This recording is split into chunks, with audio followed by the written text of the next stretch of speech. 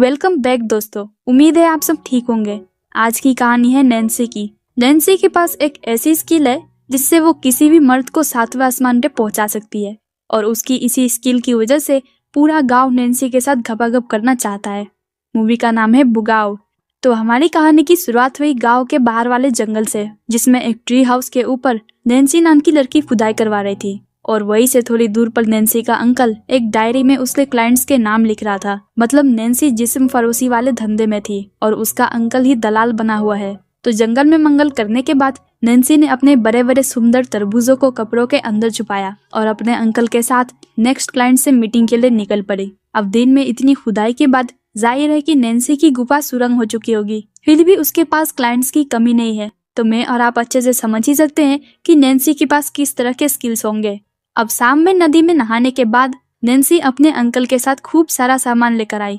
तब हमें पता चला कि वो सब बहुत ही गरीब है। साथ ही में हम नैन्सी की छोटी बहन मिसा और अंकल का बेटा यानी नैन्सी के कजिन दिमित्री से भी मिले, जो इतना सारा खाना देखकर बहुत ही खुश थे। डिनर वगैरह करने के बाद दारू की बाल्टी लेकर अंकल हिसाब करने बैठा हुआ था। तभी वहाँ दिमित्री आया। मतलब नैन्सी और उसका फादर क्या काम करते हैं उसका पूरा आइडिया दिमित्री को था।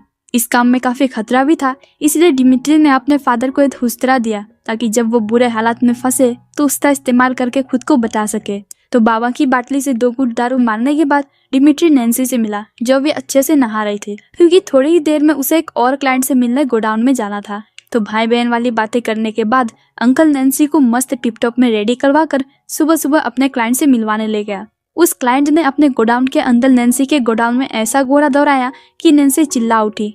अब इस दौरान अंकल गोडाउन के बाहर खड़े होकर दारू पी रहा था, लेकिन जब नैन्सी का चिल्लाना चीख में बदल गया तब अंकल गोडाउन के अंदर आया और उस क्लाइंट को रुकने के लिए बोला, पर वो क्लाइंट रुकने वाला कहाँ था। फिर भी जैसे तैसे नैन्सी अपने अंदर से उस क्लाइंट के हथियार को निकाल अंकल के पास जाने में सफल रही, जिसके बाद उस क्लाइंट ने बस अंकल को हल्का सा धक्का ही दिया था कि तभी अंकल की गर्दन उस उस्तरे से कट गई जो दिमित्री ने उन्हें दिया था। अब मौके पर ही अंकल सस्ते में ऊपर के लिए निकल गए, जिसके बाद से पूरे घर में मातम वाला माहौल छा गया। अब धीरे धीरे करके उनके पैसे भी खत्म हो रहे थे, पर अभी भी अंकल के फोन पे क्लाइंट्स का कॉल लगातार आया जा रहा था। तब मजबूरन नैन्सी को उन क्लाइंट्स का कॉल अटेंड करना पड़ा जो उसे मीटिंग के लिए बुला रहे थे, पर नैन्सी अकेले नहीं जा सकती थी, इसलिए दिमित्री उसके साथ जाने का फैसला करता है। तो नैन्सी जंगल में अपने क्लाइंट्स के शेर को अपनी गुफा में घुसवा रही थी और दिमित्री अंकल की तरह डायरी में हिसाब किताब करते हुए अलग क्लाइंट से बुकिंग कर रहा था। रात तक खुदाई करने के बाद जब दिमित्री नैन्सी के साथ घर जा रहा था तो नैन्सी को एक क्लाइंट के बारे में याद आया जो उसे बहुत सारे पैसे देने वाला था।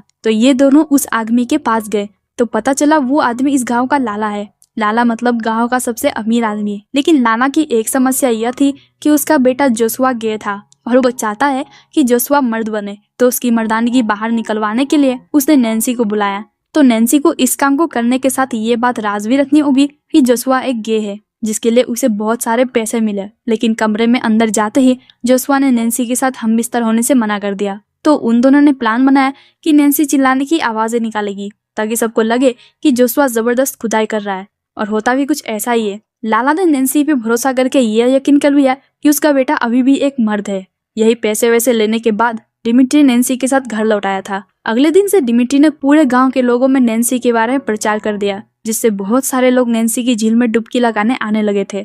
सब कुछ अच्छा चल रहा था, अच्छे खासे पैसे भी उनके पास आने लगे थे। तभी एक दिन उनके इस बिजनेस के बारे में पुलिस ऑफिसर सैमुअल को पता चला, तो वो तुरंत दिमित्री से मिला और अपना कमीशन सेट किया। जिसके बाद उसने भी नैन्सी के मुलायम जिस्म की सवारी करी और इतनी स्मूथनेस उसे आज तक नहीं मिली थी। यही सैमुअल ने दिमित्री से अपने गे कांस्टेबल से इंटीमेट होने को बोला, तो मजबूरन दिमित्री को भी ये करना पड़ा। और इस दौरान उसे काफी बार वोमिटिंग भी हुई क्योंकि दिमित्री स्ट्रेट था।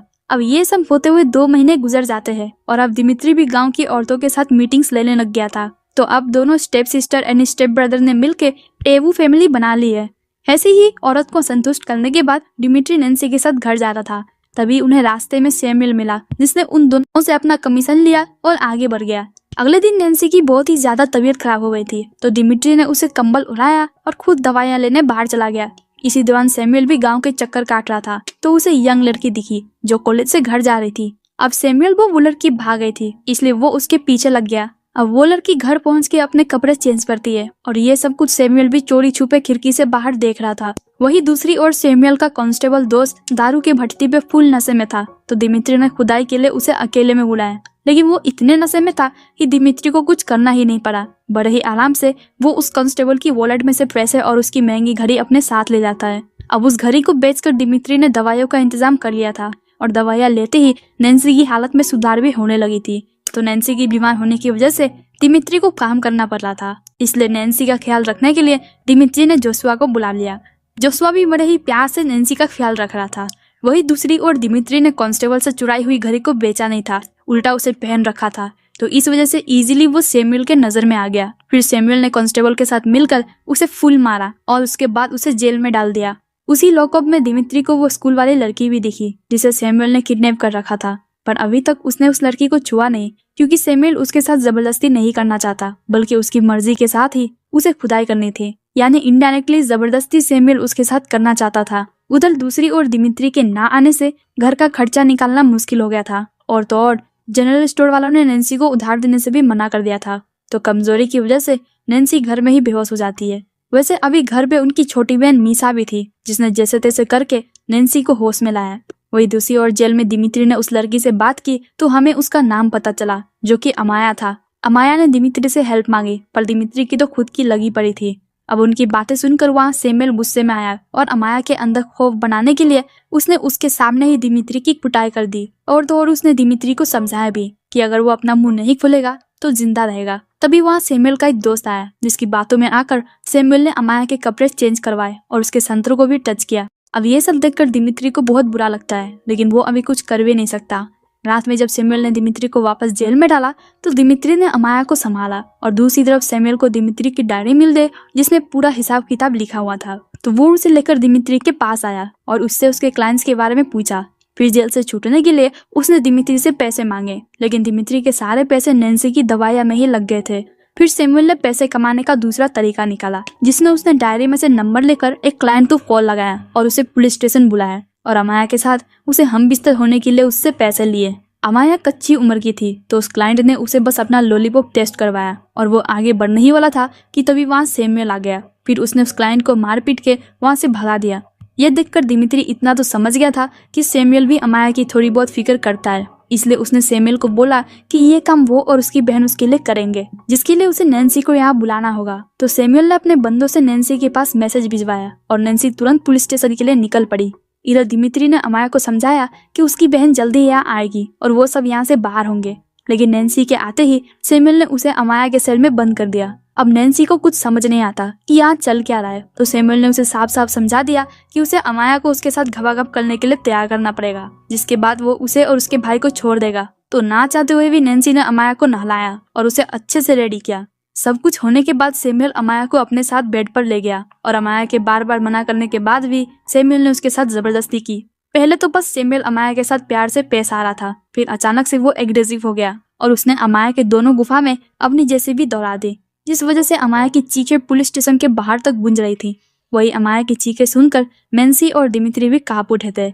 अब खुदाई खत्म करने के बाद सैमुअल ने अमाया को वापस उसी सेल में छोड़ दिया। तो नैन्सी ने अमाया को कुछ पेन किलर्स दिए और रात होते ही वापस से सैमुअल राउंड 2 के लिए आ गया था। लेकिन इस बार नैन्सी ने उसे रोककर समझाया कि अभी उसे थोड़ा रुक जाना चाहिए, क्योंकि अमाया ने पहली बार खुदाई की थी। अभी के लिए अमाया के बदले वो उसे जन्नत के सेब पर ले जाएगी। फिर क्या था, सैमुअल ने अमाया के सामने ही नैन्सी को अपने घोड़े पर बैठा लिया, और जैसे नैन्सी उसके घोड़े की सवारी कर रही थी वैसे ही अमाया को सीखना था। लेकिन इसी बीच जब सैमुअल का निकलने वाला था तभी नैन्सी ने उस तरह से सैमुअल का गला काट दिया और जल्दी से उसने चाबियां ली और दिमित्री को आजाद कर दिया। इतनी देर में अमाया ने पुलिस रोड को उठाया और गुस्से में उसने वो रोड सैमुअल के पिछवाड़े में डाल दिया।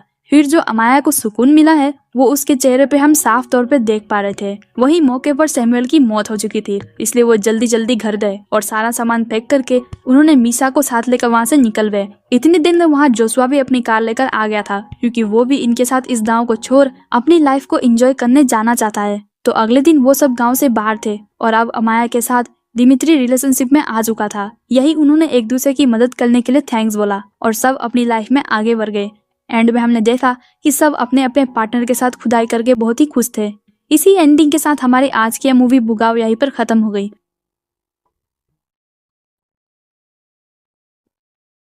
अगर वीडियो पसंद आई तो लाइक कर देना, चैनल को सब्सक्राइब कर देना। मिलते हैं अगली वीडियो में।